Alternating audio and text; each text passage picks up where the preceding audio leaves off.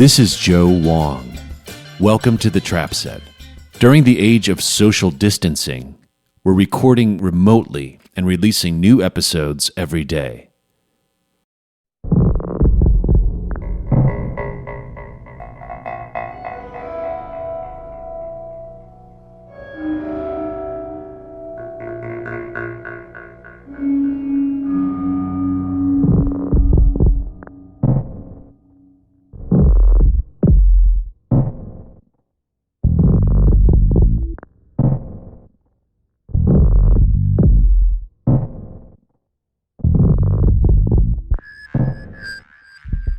Today's guest is Thor Harris, a percussionist who leads his own band, Thor and Friends, and who has also worked extensively with artists such as Swans, Bill Callahan, Rob Halverson, and Devendra Banhart. Thor is also a sculptor, carpenter, and former Texas gubernatorial candidate. His satirical 2017 video, How to Punch a Nazi, went viral. Thor spoke to me from his home in Austin.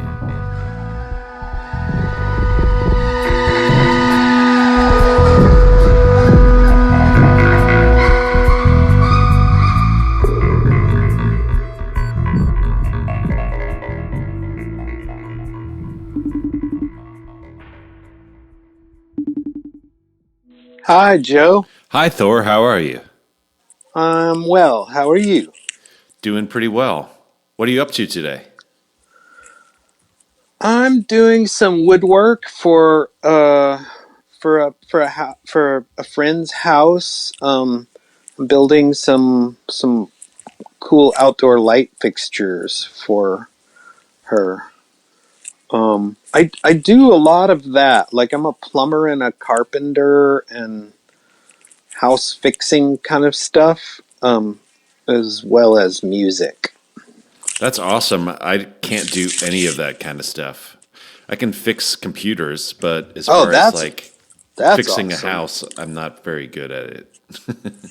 Yeah, I was real slow to, like, I just learned a recording program like 6 months ago, or maybe a little more, but yeah, I'm not very computer savvy, but yeah, I've always been into tools and stuff like that. I used to be a bicycle mechanic too. I've had some fun jobs. Where did you do that? I did that in San Francisco and in Austin. Now, did you live in New York when you were playing with Swans? No, I always lived in Austin. I would go there and stay for weeks at a time to rehearse or to record or whatever. But yeah, I've always lived here. There was a time when Swans practiced next door to my band at the time, Parts and Labor, in the Sound City building across from McCarran Park. And when you guys would be practicing, it was hard for us to practice because y'all were so loud, and we were a loud band. Yeah, I saw Parts and Labor at Butlins in England. Yes, at the All Tomorrow's parties. Yeah, it was really great. Oh, thanks. Yeah. So when did you start playing music? I started when I was about 8 or 9. I started playing piano, and I wasn't that excited about piano. I liked it okay. But then when I was, I think, 9 or maybe 10, I started taking drum lessons, and I was completely excited about that. Were you living in Austin at the time?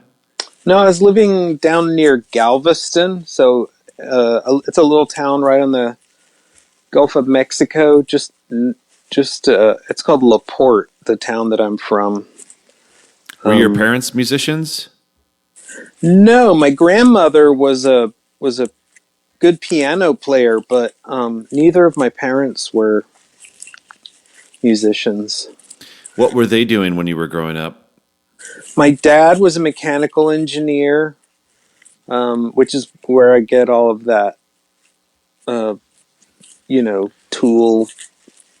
Did he work in the oil business or something? He kind of did, yeah. He worked for a company called Ethel, and they made like lead additive for gasoline and all this petrochemical stuff. And my mom is a public school teacher. Cool. What did she teach? She taught second grade for many years, and then she taught third grade Did you ever have your mom for as a a few teacher? years. No, I didn't. But I often say that my mom, like all throughout our lives, talked to us like we were second graders, even even when we were teenagers. She was my hero. She just died a couple of years ago. She was almost 90. Wow. Sorry to hear that. Thanks. I'm glad I got to keep her for that long. I know. I mean, depending on how vibrant you are, maybe most people don't want to live much longer than 90. Yeah, I don't think I will.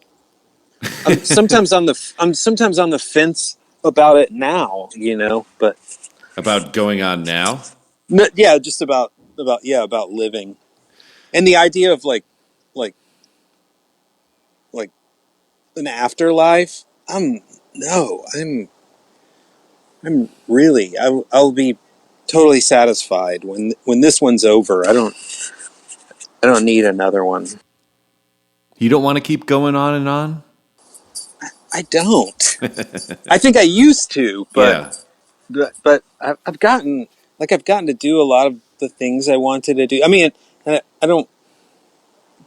It's not because I hate living. I love it, but I've gotten to do a lot of the things that I wanted to do and see a lot of the world. I mean, I still want to see more of the world once we're out of this present disaster we're in. Is the present disaster we're in affecting your mood? I think it does. I think it has affected my mood, but it's been okay. I am a person who talks real openly about depression. Um, I have it, and many people that I know have depression.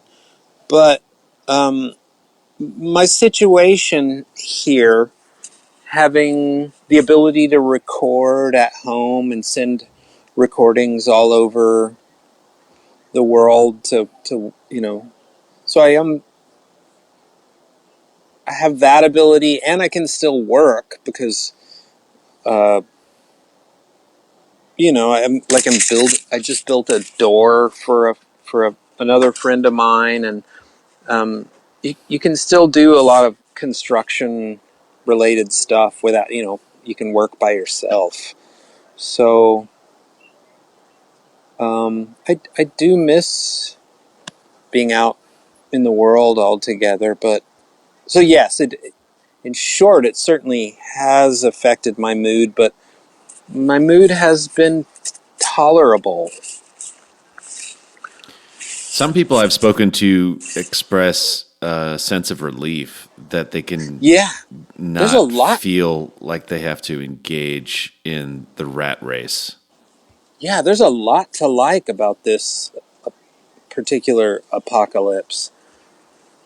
I mean, Austin, I live in Austin. I'm sure you toured here back when you were touring a lot. I Hmm. live right by I-35. That's the freeway that runs right through the middle of Austin, and you know, so I live kind of right in the middle of the city. I've never felt it this quiet, nor this like the air is so clean, and I'm sure LA is. Oh, absolutely. It's like the cleanest LA air in 50 years, probably, maybe Some say more. 80 since World Wow, War II. man, God, I would love to. I'm gonna come visit y'all when travel is travel is permitted. I loved the episode that you did with John Congleton. He's a very dear friend of mine. Um, my favorite one, I think, is the Stuart Copeland episode. Oh, yeah? He's just such a character. He's definitely lived a very interesting life. Yeah. That was a big one for us. I think that was sometime in the first year or so of doing the show. So it was big to get to talk to somebody like that. Yeah. I have a couple of ideas for interesting, awesome people for you to interview. Well, I would love to talk about that, but first we should talk about yourself. Okay. Yes. So you mentioned that you took piano lessons, and then once you started playing drums, you experienced a heightened sense of joy that you didn't necessarily get from playing piano. Yeah. Yeah. I was born in 65, so this would have been about 1974 or 75. And I was already listening to the Beatles, and I liked the Jackson 5 a lot. Like, I still really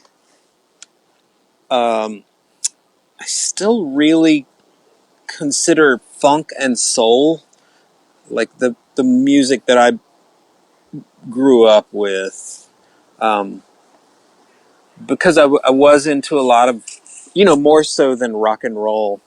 I did eventually get into a lot of rock and roll and even prog rock stuff. Like in my early teens, I dove into Yes and Genesis and Jethro Tull, and being a drummer and living in the suburbs and in Texas, you you can figure out the drum parts to Beatles songs pretty quickly, and so then you move on to more intricate things. And so there was prog rock and fusion and all that stuff. So I got into that. I am classically trained, but I was a pretty terrible student in band and symphony and stuff. I really just wanted to be playing in rock bands or funk bands or soul bands. Why do you say you're a terrible student? I was a terrible student when I was in school band, just because I didn't feel like practicing that music. I felt like playing drum set, but our band director, Milton Catalina, he wanted me to study certain things, but I wanted to spend more time learning to play drum set than like symphonic percussion. I'm glad some of it rubbed off, though, for sure. Because, that's in Swans, that's mostly what I did. I didn't play drum set. I was the auxiliary percussion, trombone, so a little bit of synthesizers. I played viola, electric viola. I started building instruments when I was real young too, because we weren't rich. My dad died when I was 10, and so then we were living on a teacher's salary. How did your dad die? He died. He probably had this disease. They didn't know about it until the 90s, but my brother has it. It's called hemochromatosis, and it means that a lot of people of Celtic heritage have it. It means that you keep too much iron in your blood, and so he died of cancer real young. He was like 48 or 47. He was just an awesome, brilliant guy. Could fix anything. He was an artist too, not a musician, but he was a sculptor and a painter, and he could draw really well. We hung out with this old art teacher, me and my sister, and took drawing and painting lessons starting at a super young age. His name was Mr. Weiss, and my dad. He was a friend of my dad's. That was also a private art teacher. So yeah, my dad really died of cancer, but he probably had that disease. And that was happening around the time that you started playing drums. Yeah, it was. So I was in a lot of there was a lot of sadness all around me when I was first starting. I mean, and so I really poured myself into it. I was a terrible student. Also, like I wasn't interested in doing my schoolwork. But I always loved drawing and painting and sculpting. And then once I got into music, I was pretty studious at that, but just not in the ways that some of the band directors wanted me to be, you know. So after high school, did you have a plan or an ambition for what you wanted to do with your life? I really didn't. I felt pretty lost, and that there was, you know, it was clear that I really just wanted to play music, but I was still. My mom it really wanted me to go to college, and I didn't know what else to do at the time, so I went to college for a few years, and I was a pretty okay student while in college, but college was really boring, so I was also really studious. Like I took a lot of art and music classes. Like I started studying piano again, and I got a really awesome. I went to this little college called Stephen F. Austin that's in Nacogdoches, Texas, far east Texas, and I got this. It's memorialized in a song called Lake Charles by Lucinda Williams, Nacogdoches. Oh, yeah. I don't know if it's a neat little town, but it's got a lot of history. It was one of some people say it was on the Spanish Trail back when this was, when Texas was New Spain. And it was maybe the first town, or probably at the time it would have just been a fort in Texas as the Spanish began expanding out of Mexico and upward. So yeah, Nacogdoches, it was really boring little town, and so I, had a lot of time to study and to practice. And then I went to Musicians Institute in Los Angeles. I went to Percussion Institute of Technology. It was really fun. It was just a school where I hung out with drummers from kind of all over the world, and we just would hang out in practice rooms and show each other cool stuff that we had learned. And this was the mid '80s. Yes, that was the mid '80s. So hair metal was really taking hold in LA at the time. Yeah, hair metal was huge at the time, and I hated it because I was sort of, I had been into prog rock and just sort of more artsy kind of things. Hair metal was just like, I think for a few people that were there, it's really beloved, but it's not, it's not music that anybody really cherishes much. I hated it at the time, but I liked the hair. I thought that was pretty cool. For guys to look like girls and have giant hair, I thought that was cool. Just not the music. Was that the scene at MIT Musicians Institute when you were there? Yeah, there was a lot of that, but then a lot of guys that had been into fusion and prog rock and stuff like that there too. I think one of the Porcaros, not Jeff Porcaro, but maybe the dad. Joe Porcaro. The dad was a really great drummer too, and He's still I think, alive. yeah, I took lessons from him, and he was really nice. He taught there for a while. So was the idea to become like a professional studio musician at the time?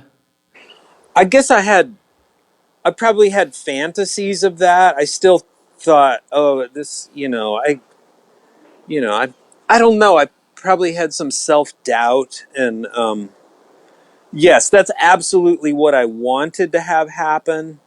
But I was still, I don't know. I mean, I didn't know if I was going to stay there in Los Angeles, and I knew that at the time, there wasn't much in the way of music industry back in Texas. So, I mean, I guess like Stevie Ray Vaughan was really big at the time, and ZZ yeah, he Top. was. Stevie Ray Vaughan. I had ZZ Billy Top. Gibbons on a couple weeks ago. Oh man, that is awesome. We talked about how much he loves Fugazi. Oh, that's so excellent. That's so good to hear. Yeah, he's a good guy. I bet. He's from Houston. Well, he also came to LA and went to art school. His uncle is the most awarded art director in the history of Hollywood. Production designer. Oh, wow. Yeah. He was part of the golden age of studio films and won something like 8 Oscars. Wow. Doing art direction for films? Yes. Wow. Yeah, I love ZZ Top. I've never met any of those guys, but I've seen them play. But there wasn't the same kind of industry there that even there is now. I mean, South by wasn't like a big festival back in the 80s. Maybe it was just starting then. It was just starting in the mid 80s. I was in a band called Stick People in the mid 80s that I started right after I went to MIT. And with this tall black albino named Malford Milligan. And we were sort of like, when that band started, I finally felt, and that was when I started hanging out with a lot of the weirdos in Austin. And that's kind of when I dropped out of college and just started playing in bands and just kind of realized, well, you kind of just do it if you want to do it. And I went to music school too, and I felt like I had already played in bands and toured before that a little bit, and I felt like once I went to music school, I felt completely inadequate as a musician, and it gave voice to my doubts. It amplified my doubts about myself, and I felt unqualified to make a musical statement. Like after I was exposed to some of the great things that had happened that I wasn't aware of before then. So for me, it took me a while to kind of reconnect with my voice as a creative person after that. I wonder if you had a similar experience. Man, I think that happens to a lot of people. I have several friends. Some of them actually graduated from music school. Most people drop out of music and art school. I did.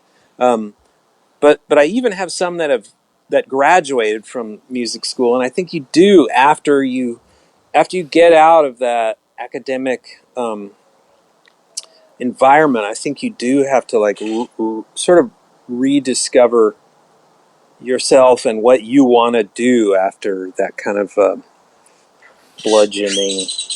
In my case, I had to decide that I even was qualified to make a statement, which took years. Yeah, because for a long time I would just, you can listen to people like Stravinsky or Elvin Jones or whatever and decide that, well, I'm never going to do anything as good as that, so why bother? Yeah, I've certainly.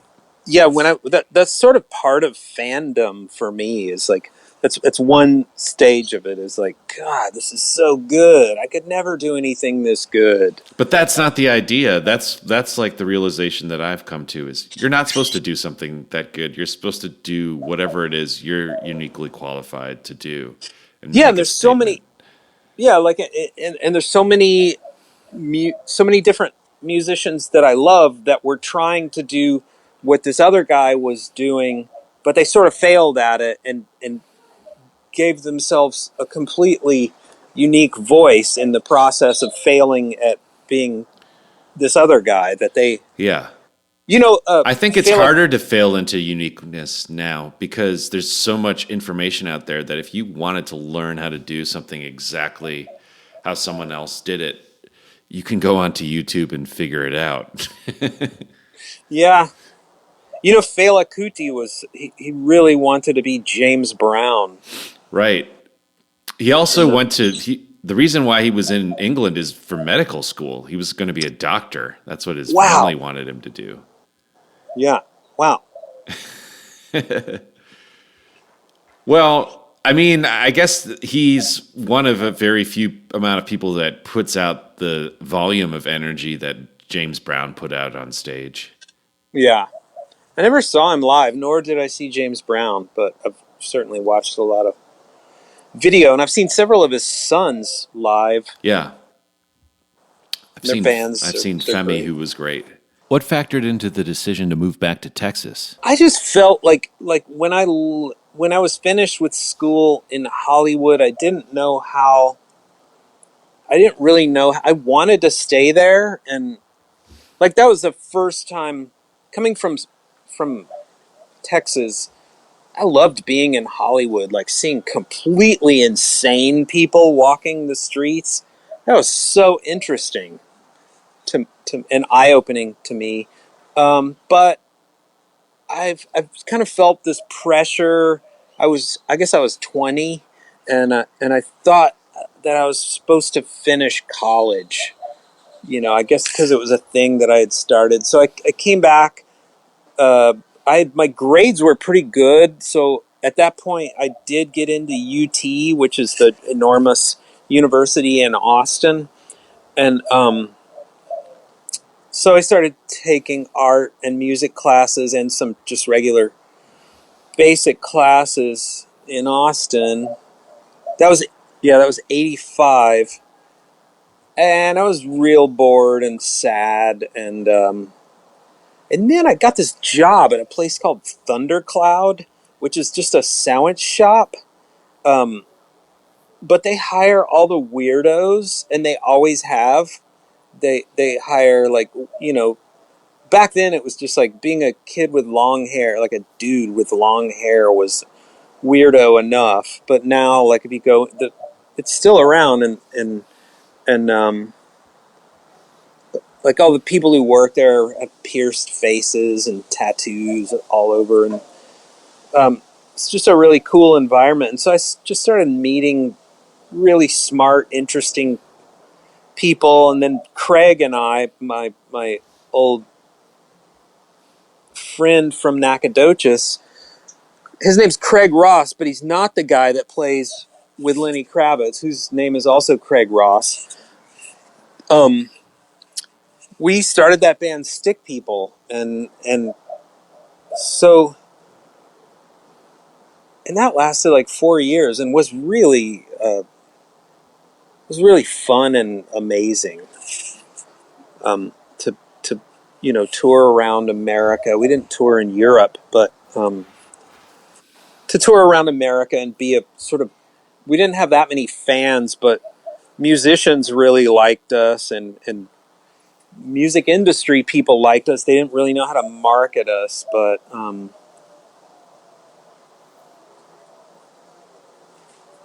yeah. So How did you feel about your life at that time? I didn't really very often think about things like I didn't think so much about the future at that time, and it was fine that I didn't, because I did feel pretty good about my life for that time. And then bands break up. That's just what they do. Even real good ones have to sort of regroup every 5 years or so, usually, or have some personnel change or something. Yeah. And so I was just crushed when that happened, and I felt like felt like, well, that was my chance to be a professional musician, and now it's over. And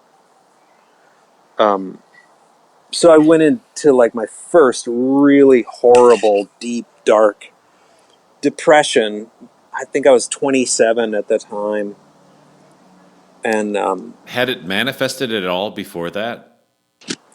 you know, I certainly had depression before that, but I didn't know what it was, and I had never been diagnosed until that point. But it was so bad that, like, I wanted to die, like, all the time. It was just horrible pain. And so I started seeing a shrink on my sister's recommendation. Does she have depression too? She does, yeah. But my brother, the middle child, doesn't. But he's got the iron buildup in his blood. He has too much. He has too much iron, but not depression. And but me and my sister had more in common. We were both like the artsy, fartsy, sensitive kids, and he was like sort of like he was like a math genius, and he loved sports and stuff. So he was made of different stuff than me and my sister. He's the coolest dude in the world, but we're pretty different. And easier for similar. him to assimilate into I think so. life. Yeah, I think so. And he was always just amazingly supportive of me being a musician. He thought that was the coolest thing. I mean, and he didn't have any of that in him, but he was so supportive. And so were my folks. I think my mom, being born in 1927, it was really important to her that I finished college because she had lived through the Depression. So having a college degree meant, I don't know, it meant a lot more back then. Meanwhile, throughout our 20s, me and my brother, who just got this program from our dad where we can look at things and figure out how to fix them. I mean, mechanical, electrical, plumbing, those kind of things, cars. And it turned out that was a lot better in terms of job security or the ability to make a living in any kind of environment. That was a lot more useful to the present day than having a college degree. I mean, because since then, that was my mom's idea, that having a college degree was your ticket out of poverty. And yes, statistically, that's still sort of true, but more and more, certainly in the first world, and I think probably all over the world, tradesmen are in demand. So my brother who's he's probably a math genius. He could have been a math professor, but he's a industrial electrician. That's what he does now. What did you start learning about yourself when you started seeing shrink? Well, it's funny. There's like our brains don't come with a. You ask the best questions, Joe. That's why I love this podcast. I recommend this podcast to people who don't play drums, even to people who don't play music. You ask super good questions. I started learning that there was this whole other world in my head that I really didn't have much access to, but it could go horribly wrong in there, and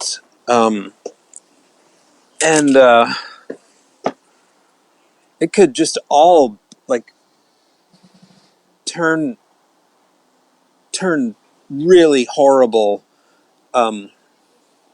before I even knew it. I mean, I didn't understand what clinical depression was, or that I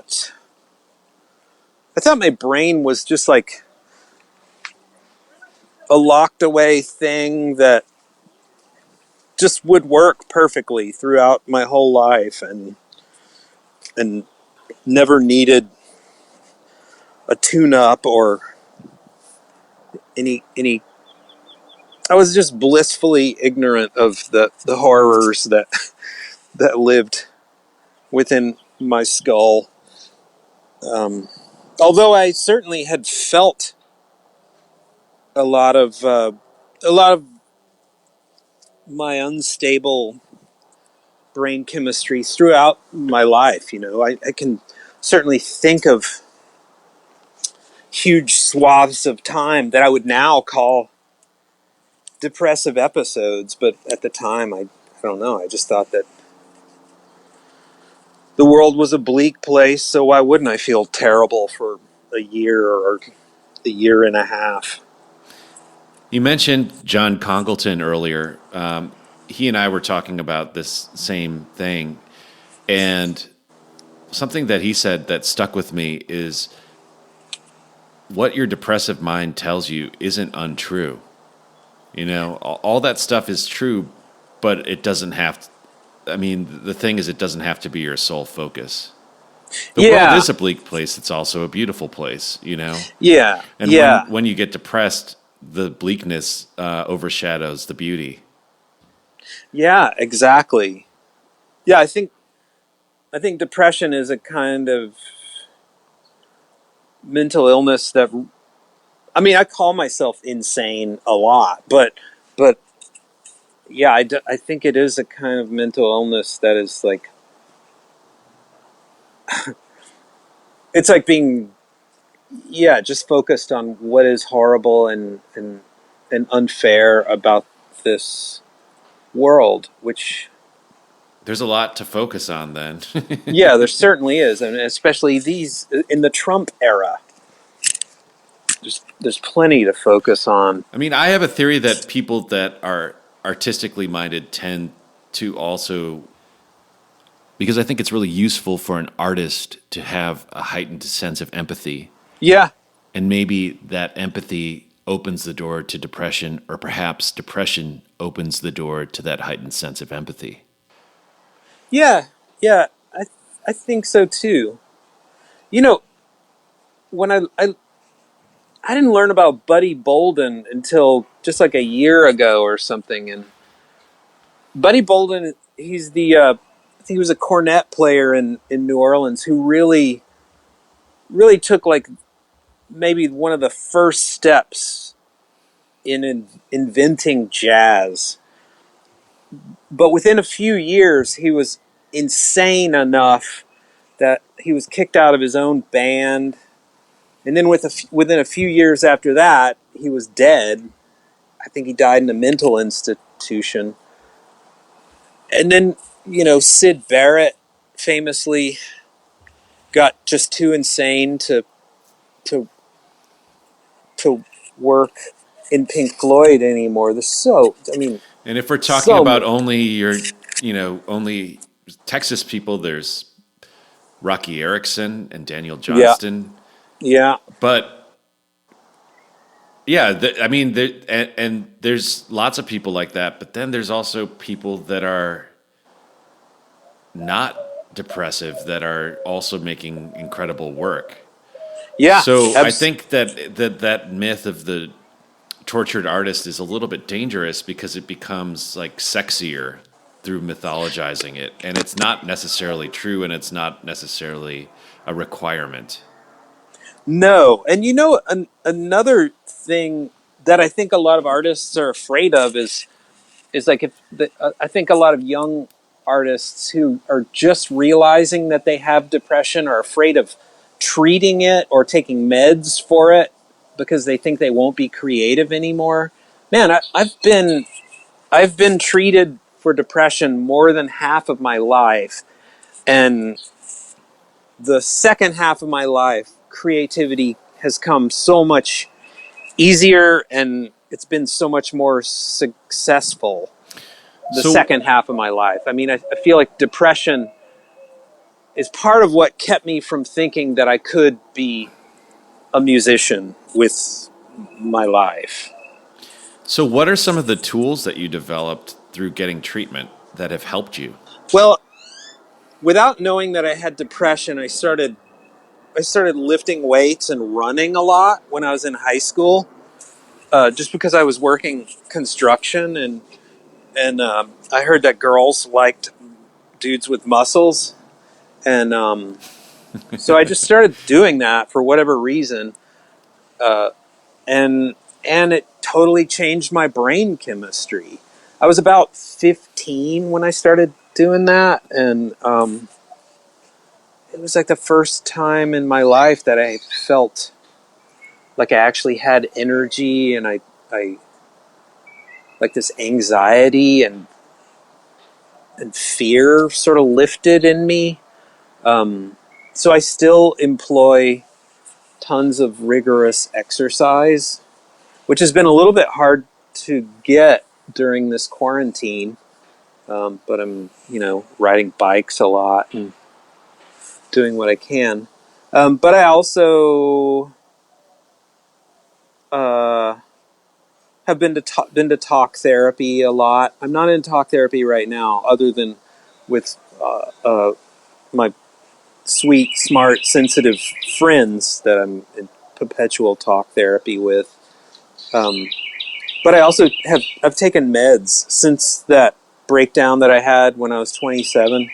I've been on an SSRI, which means serotonin selective reuptake inhibitors, for all of you who are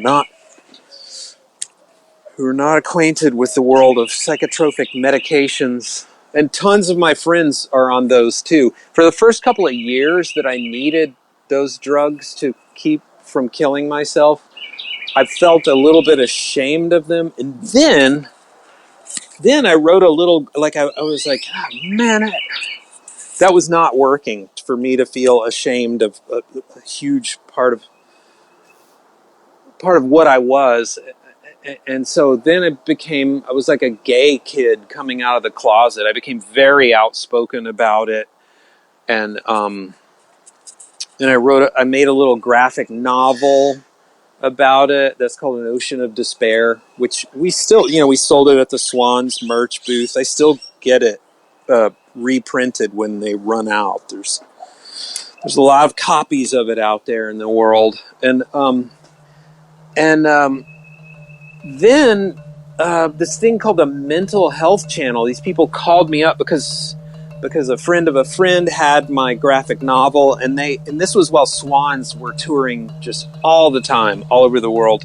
I made this video for a thing called the Mental Health Channel, and you could link it in this interview. Mine is episode 1 on major depression, and it's just like a 7-minute video where I talk about depression and how I deal with it and what it's like to live with it. And so that video, once it was up there, Pitchfork and Stereo Gum, all the music websites started sharing it, and it really started bouncing around in the world of music. And people would come up to me in foreign countries where I didn't even think they would understand it if they watched it, but they would say that that video meant something to them.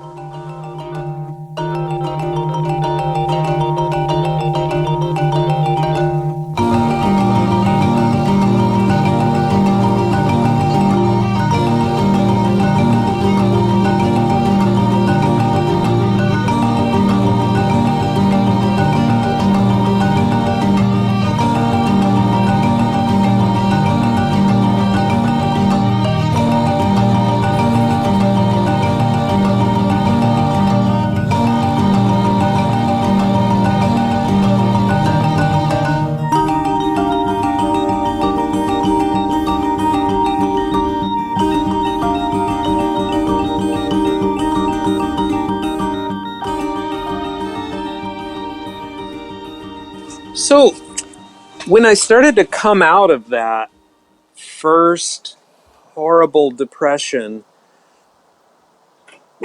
when I did, that's my dog Francine. Who's that? That's Francine? Francine. Yeah, that's another way that I deal with depression is hanging out with a lot of animals all the time, and a really wonderful lady named Peggy Gorbani, who plays in my new band, which I do want to talk about eventually.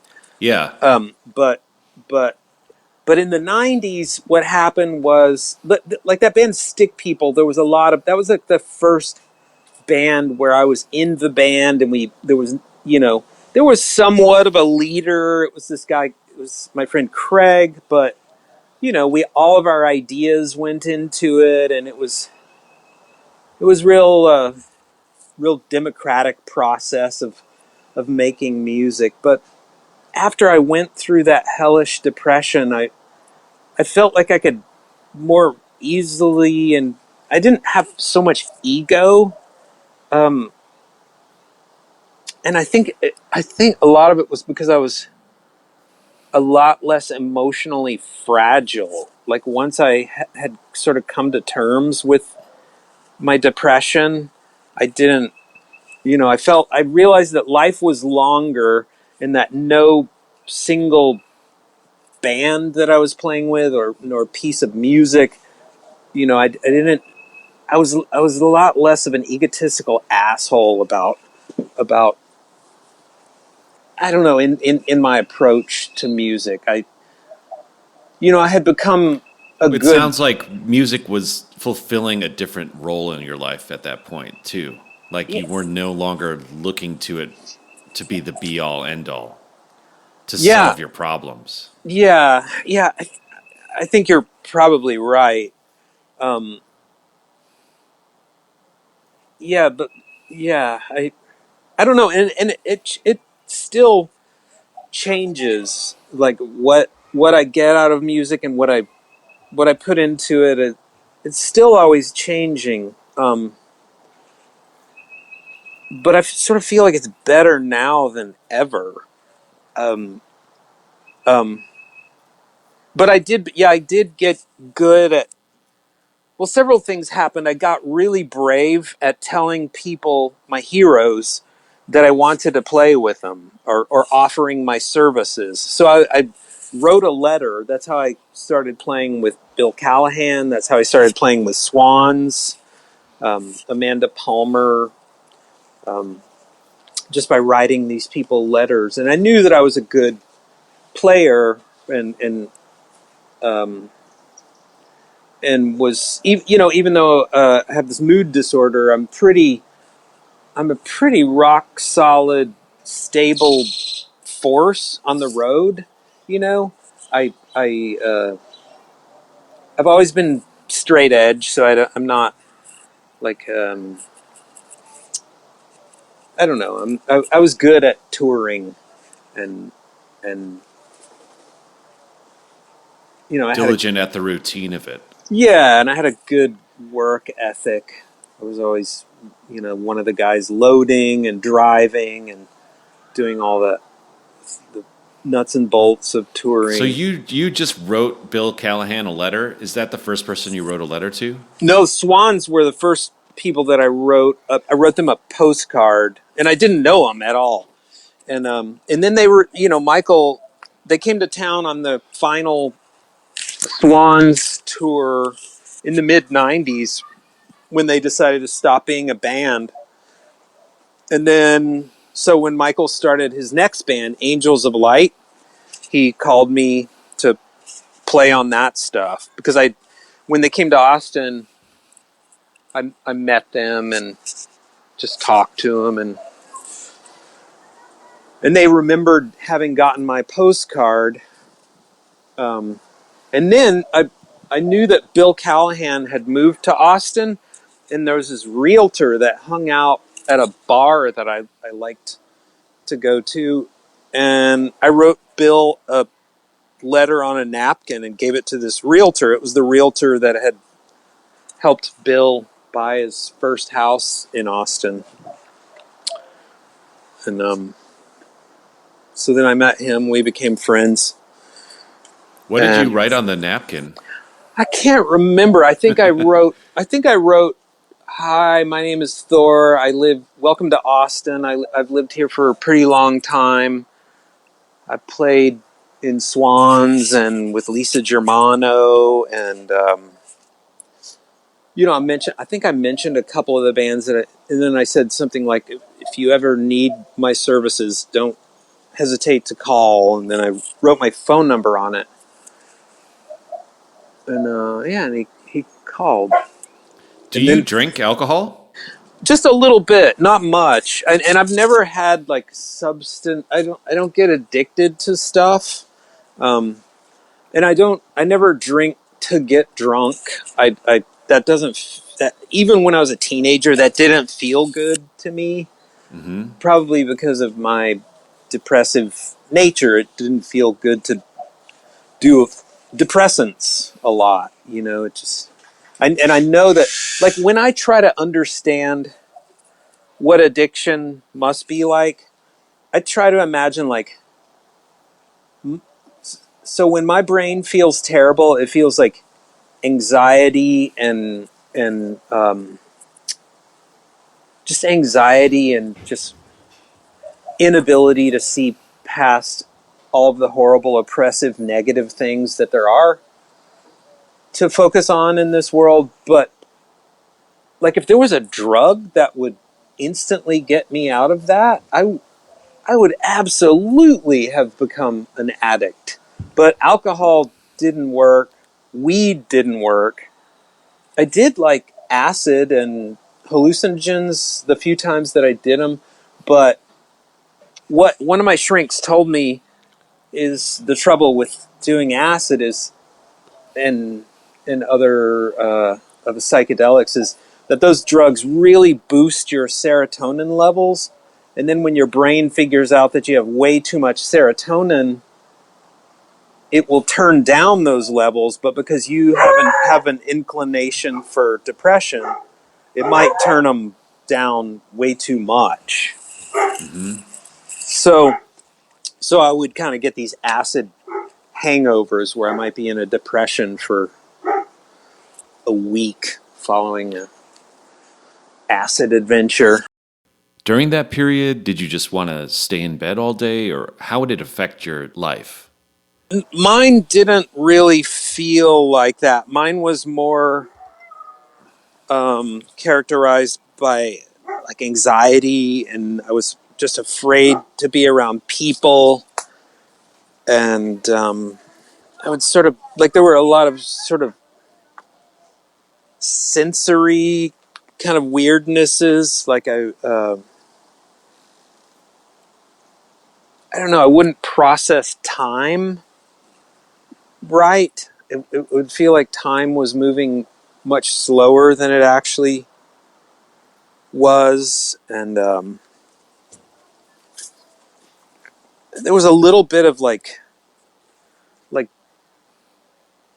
I had tunnel vision, like where I couldn't perceive peripheral things. I could only concentrate on a much narrower band of input, visually and otherwise. So, does it ever get that bad these days? It's never been as bad as it was in '92, because I also my depression is characterized by insomnia, which is the opposite of, a lot of people, like you said, get hypersomnia, where they just want to sleep all the time. But yeah, mine is more characterized by no sleep. So it's never gotten as bad as it did in '92. I'm way better at managing it now.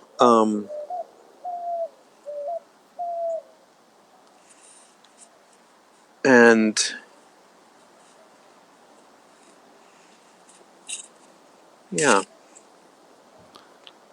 Let's talk about your band a little bit, Thor and Friends. Yeah, so what made you decide to start creating solo material? I didn't. So I had been touring intensely with Swans for a lot of years, which was amazing. Sometimes frustrating, and often really amazing. And it like pushed me to do things. Like I built instruments just for that band that I thought, that I thought like a band that loud and a sound that big needed some weird new instruments built for it. So that was just an awesome opportunity. But then when I started to feel like I was just tired of doing that, it was really loud every single night. Did you wear earplugs? I did. Everyone but Michael in that band wore earplugs. Yeah. Norman, Christoph, Phil. Can Michael still hear? Not that much, but amazing. More than like a normal person would be able to hear after that much loud noise. But he's lost a lot of his hearing, and so has Norman, just from playing loud music for so long without earplugs. But I didn't know what I was gonna do, but my mom was, I could tell she was in the last couple of years of her life. I wanted to spend more time with her. I wanted to spend more time with Peg. And then a couple of promoters asked me to do solo shows. And by that time I was a pretty good mallets player. I could play marimba and vibraphone, and I really liked playing those things. So I sort of worked up this. I've long been obsessed with Philip Glass and Terry Riley and Steve Reich, and but also with Tangerine Dream and Kraftwerk, all of this synth music, and just sort of hypnotic instrumental music. And so is Michael from Swans. That these musics aren't as dissimilar as they one might think, but so I did, I think, one solo show in Montreal, and it was just so terrifying to be on stage alone that... In a good way? I don't know about in the good way. I thought, well, okay, if I'm going to do solo shows, I want to have, like, several people on stage playing with me. And I might try it again sometime. I might try doing a solo show again. But I had just come from being in Swans, which is like 6 guys making just a huge amount of noise and just a lot of sort of emotional camouflage all around me. And I was hidden with, big, rack of tubular bells, and there was a lot for me to hide behind, but doing a solo show was far more terrifying. And I can relate. I mean, I played my first show as a singer a few months ago. Wow, really? So scary. Were you holding an instrument? No, I was only singing. Wow. And what was there? And there was a band playing behind you? Yeah, I had a great band, which made it that much more intense. Right. I had like kind of just an incredible band, really. I had Mary Lattimore on harp, Mary Timoney on guitar. Wow. Matt Cameron on drums. Wow. A string section. Horns. It was crazy. Man, I want to see that show. Well, we were supposed to be going on tour next month, but now it's going to be in the fall. So hopefully you can come to one of the shows. I would love to see that. But anyway, I don't want to talk about me, but I can relate to that feeling of terror. I feel like for a long time I was, hiding either behind a drum kit, which is a physical barrier, or just hiding behind my skills as a drummer, because I could be like I'm conversant in that language, and it didn't feel as vulnerable. Yeah. So I feel like, but that vulnerability and heading for that scary feeling has been rejuvenating for me creatively. Yeah, then it did get rejuvenating, and I when I did assemble a band, I didn't want it to hide it. I didn't want to have any of the. I didn't want to have a drum set. I didn't want it to be. I wanted it to be almost as naked as that solo show experience, but with several players, and I wanted it to be super simple, not virtuosic music, not show offy, but still very generous music. So I think that in that way, you know, you're sharing something with somebody like Steve Reich or Terry Riley in the sense that you don't have to be insanely great at your instrument in order to play that music, but it's all about the conception. yeah, Yeah. yeah. So that band, we did. You know, within a few months, we had figured out that the core of it would be me and Peggy, she's my partner, and she was already a punk rock drummer, but just a super smart person who could learn stuff. So she could learn patterns on marimba or vibraphone. And it was all about repetition and, you know, simple repetitive parts. So the the core of that group became me and my friend Goat, also known as Sarah Gautier, and Peggy.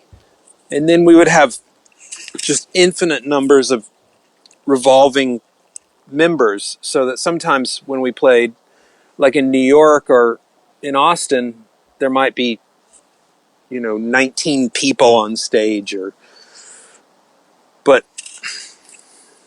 then there could just be 3 or 4 of us too, and we would just have you know, each of the pieces would have a sort of simple form with some cues that kept it moving, and then it evolved that when we would play shows, we wouldn't stop. Each of it, we would make this music so that each of our pieces would flow into the next.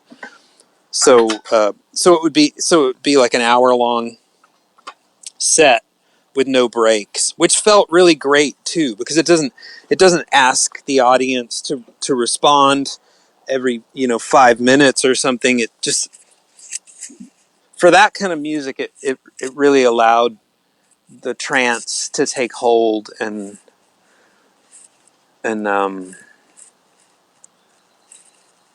that has really worked. We were supposed to do a tour. Speaking of canceled tours, we were supposed to go to Australia and Tasmania in June, but that isn't going to happen. Honestly, you said your tour is going to resume in the fall. I would be surprised if touring resumes that quickly, simply because all these different places are going to peak at different times. Like New York City is sort of having their peak now. Yeah. And hopefully the infection rate is going to go down, but Texas is not having its peak infections now. We have a really conservative government that in Texas that isn't doing anything to get ready for when the apex does hit here. What do you think their underlying strategy is? Man, I don't know. I really don't know, because Well, you ran for governor of Texas. I did accidentally run for governor a few years What ago. do you mean accidentally? Well, I was kind of just joking, but then of course, like, I made this video. What Joe's talking about, listener, is I was on tour with this great singer, Adam Torres, and I heard something awful that the Texas government had just, oh, you know what it was? They were thinking of trying out a bathroom ban, like the North Carolina bathroom ban, where trans people couldn't use the bathroom. They had to use the bathroom of the gender that was on their birth certificate. It's just a hateful, ridiculous idea. So I just made this. Well, it's also not necessarily enforceable, because if somebody identifies as one gender and appears as that gender, then no one's going to know the difference. Yeah. Yeah. And it's really more so that the people that are writing that legislation can virtue signal. Yes, virtue signal. I've never heard that term, but that's a great one. Just pandering to their evangelical base, who think that what's wrong with the world is queers, which was really... So I made this little short video. I think it was like 10 seconds long, and it just said... And I was sitting under a big gay flag somewhere on tour. We were staying with some people, and I said, "Howdy, my name's Thor Harris, and I'm running for governor of Texas, because fuck this." And then, so I just put that on my Instagram or Twitter or something. Then, like, within minutes, Pitchfork wrote to me, "Hey, Thor, are you really running for governor?" And I thought, oh, well, sure. You know, I hadn't thought about it, but then I kind of wish I'd stayed in the race, because the woman who did get in the race, who I thought, okay, this seems good, was Hispanic. We have a huge Hispanic population in Texas, so that was good. She spoke Spanish. My Spanish is pretty terrible. I speak it a little bit, but she didn't really understand how much of a target Greg Abbott really is. I mean, he's just done a horrendous job, like, financing public schools, and we have, like, the maternal mortality rate of a third world country in Texas, and just so much wrong. We have this foster care system where kids die and come out, in worse shape than they enter the foster care system. There's a lot about Texas that is pretty third world. And I think, we're definitely seeing that about much of America now, that we're like a third world country, but with an incredibly strong military and some real rich people. Kind of the way that I have been thinking of it with the wealth disparity is, like, if you've ever toured in Russia or the Ukraine, you see, like a Mercedes with gold rims, and then you see, like, within the same mile, you'll see a guy plowing a field with a mule. It's just an amazing wealth disparity.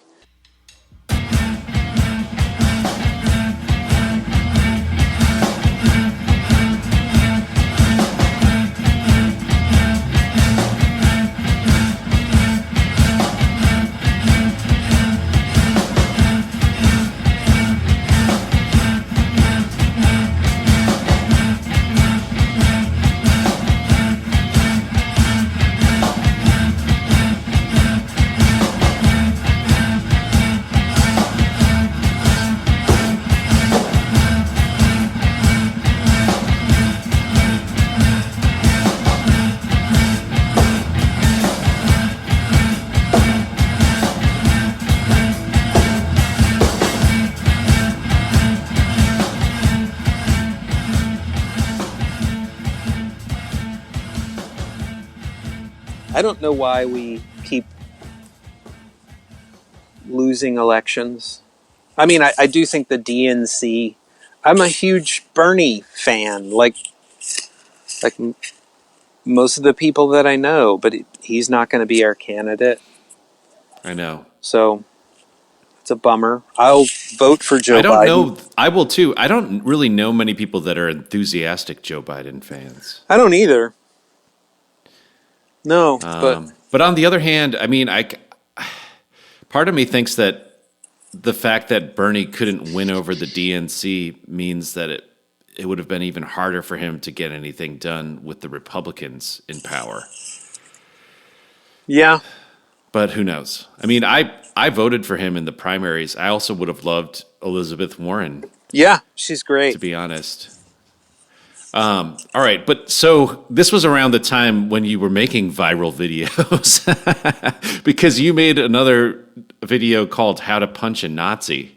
Yeah, that was also with Adam Torres. He's the one who filmed that video. And that was really like... So basically, if you and Adam went into business together, you could become a real influencer, Thor.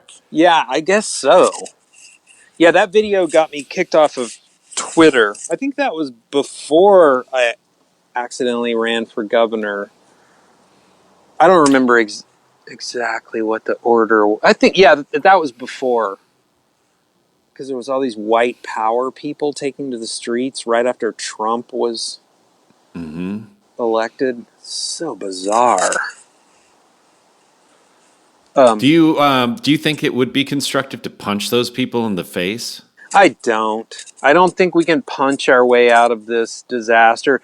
What I thought was that, like, because I'm a big strong guy, I thought they have all this like meathead force. I thought, because they're always like portraying us as like pencil neck liberal Cucks. You're a cuck. A Yeah. liberal cuck. Yeah.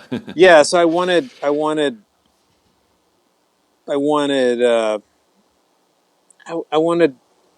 these white power pricks to feel a little of the fear that they tried to inflict upon everyone who's not white, and it worked, because they really were mad at me. Like, I was getting all these gun owning suburbanites were sending me hate letters on Twitter. So I really had indeed hit a nerve.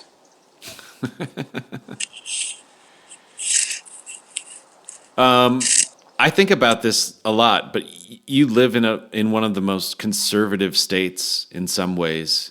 Yeah. And your personal politics and your personal outlook are at odds with what is being represented in legislature in your state, but you still live there. And of course, you live in a liberal bastion, Austin. Yeah. But you choose to live in the state where you were raised. And as somebody who was born and raised in Wisconsin, I don't know if I want to go back. Yeah. Because it's almost unrecognizable. When I was growing up, we had people like Russ Feingold. Yeah. And before I was born, there were socialist mayors of Milwaukee, the city where I was born. Yeah, there's that book that I haven't read. What's that book called? What Happened to Wisconsin?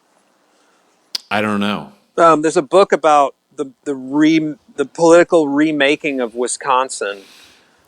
Lots of it had to do with gaming the system through gerrymandering. It was all really tricky. It's like super sneaky, tricky stuff.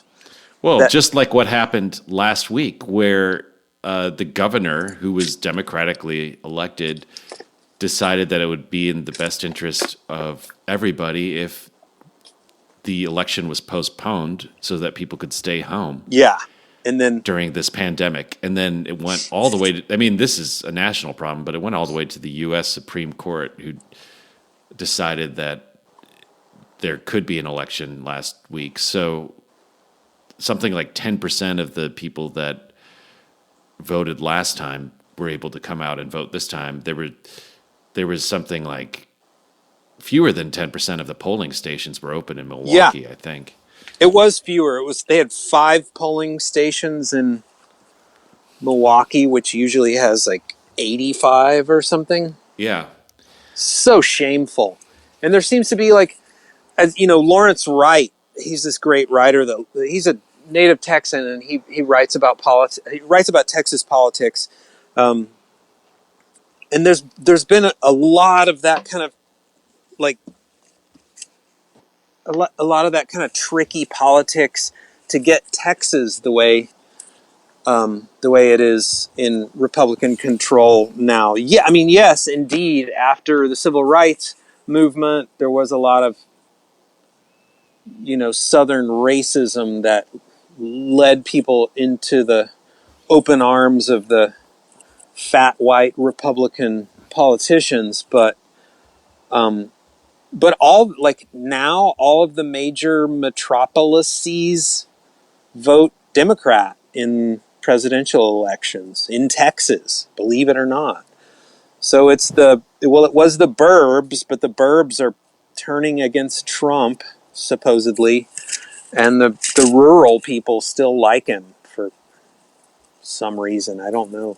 Those people seem like, well, my grandparents were way too smart to have been fooled by something like Trump, like a slick billionaire guy from New York who had never had a job in his life.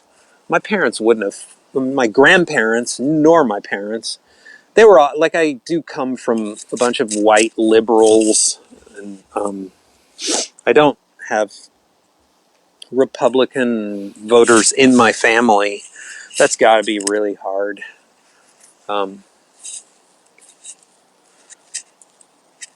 But yeah, I'm just, yeah, it's always through sneaky. Trump himself is less scary to me than the fact that there's a significant amount of people in this country that love and support him. Yeah, that's what concerns me. Yeah. Yeah, I don't understand how that can be. I mean, and like during the George W. Bush era, it's people voting against their own best interest is what is so mystifying about it. You could say that the Republicans are just more savvy politicians. Yeah. Clearly, and now, I mean, without the burden of having to tell the truth, since they've just completely abandoned that. And well, yeah, I mean, another thing that concerns me is the erosion of any kind of real robust mainstream media in this country. Yeah. While touring, what I'm talking about is like, local newspapers that cover local politics and national politics and are beholden to editorial oversight. Yeah. I think cable news is really, there is no good cable news. It's all flavored for the people watching it. It's all got MSG sprinkled in it. Totally. That's the flavor. Yeah. No matter which side of the political spectrum you fall on. But why is there should be more boring news, just reciting facts, Man, I get much of my news from NPR, and I really love it. Yeah. We've gotten off on a tangent, but that's okay. This show's all about tangents. Yeah, it is. What do you care about the most right now? What's important to you in your life? Gosh. Well, I've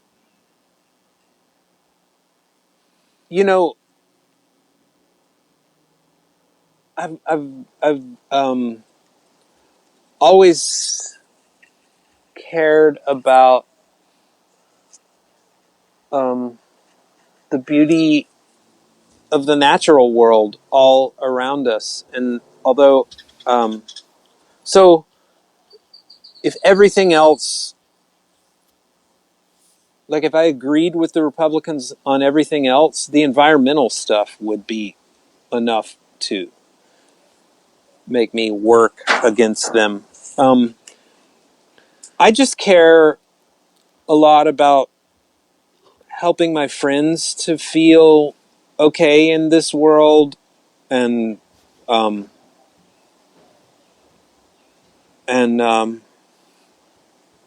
trying to keep those that I do have. I like social media because to me, it's just like a big art project, and I do think that mostly I spread kindness, not Nazi punching videos, although those have their place. But if I can't leave this world, I'm 55. I could be around another 30 or so years, but if it seems like I can't leave this world a better place because we're on a environmental collision course with our extinction. But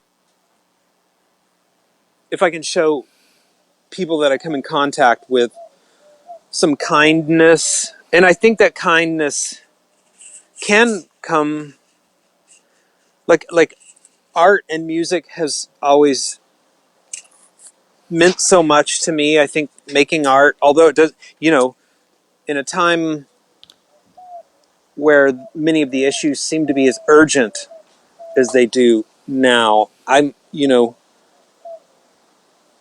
still think that making art and making good music are worth doing. I don't know how to stop people from electing politicians who don't care about the things that I care about. I just started paying attention to politics maybe like halfway through my life, and I'm not a particularly sneaky person, and that's how they are winning, is all these strange, sneaky election rigging and stuff like that. But I'm pretty good at making art, so I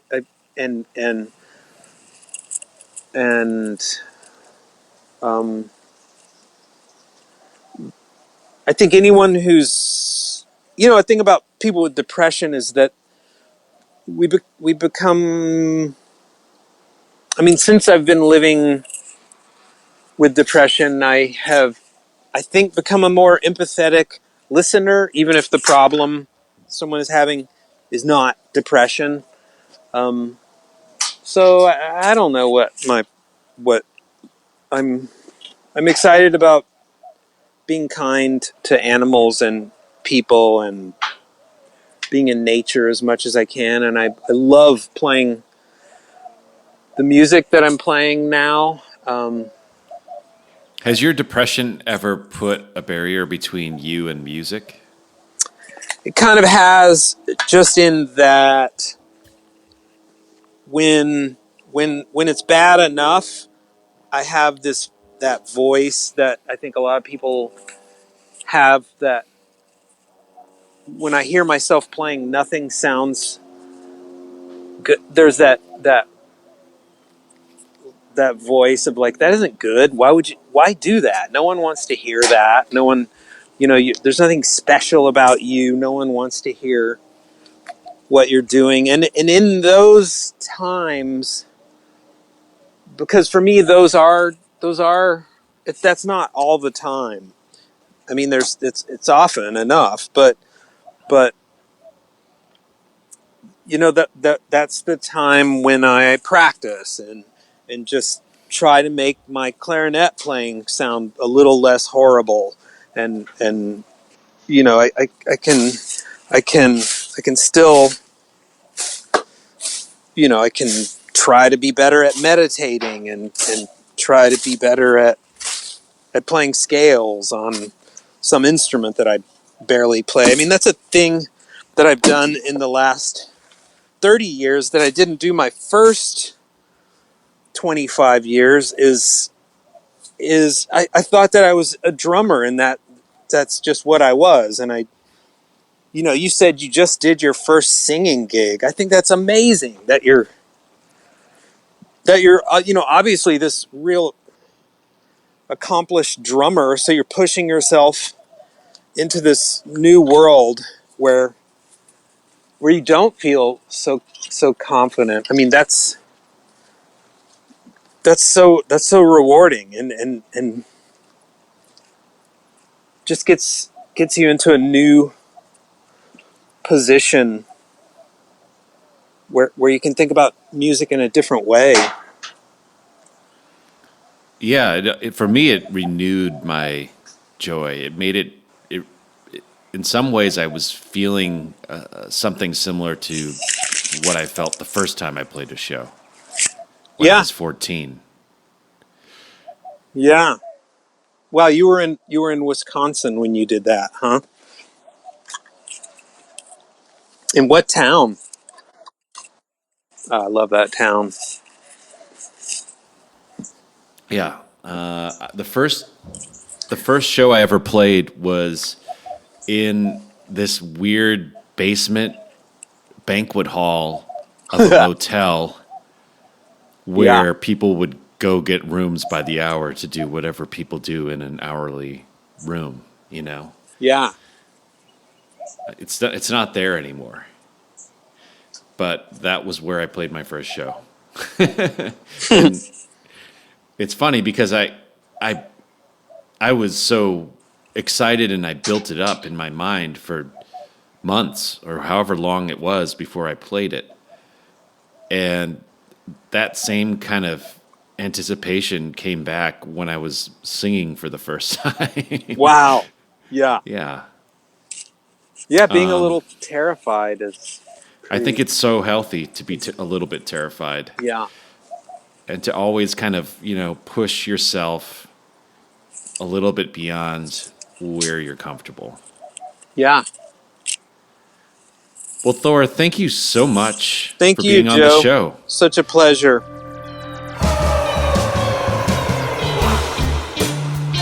The Trap Set is produced by me, Joe Wong, along with Chris Karwowski, who also edits the program. Follow us on Twitter, Instagram, and Facebook at The Trap Set, and visit our website, thetrapset.net, to subscribe to our show for free. If you enjoyed what you heard today, please donate to our show. If you can't afford to donate, please tell a friend and give us a good rating on iTunes. Send your feedback and guest requests to thetrapset@gmail.com.